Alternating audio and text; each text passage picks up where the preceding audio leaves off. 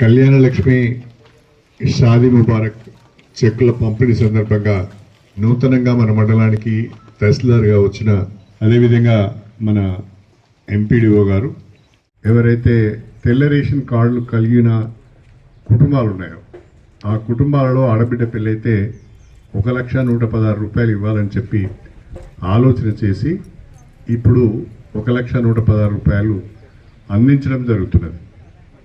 ఇది ఒక రకంగా మీరు చేసిన ఖర్చుకు సరిపోదు.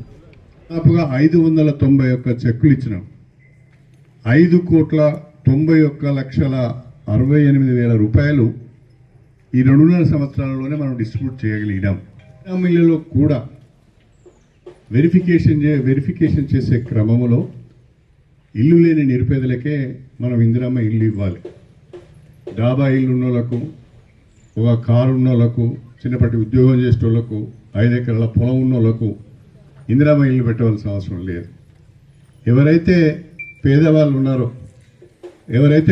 ఉన్నారో ఆ పేదవాళ్ళకే ప్రభుత్వ పథకాలు చెందే విధంగా మన ప్రయత్నం ఉండాలి.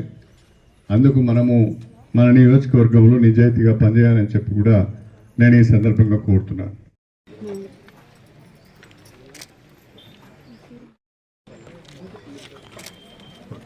విశాల కవిత నరసింహరావు.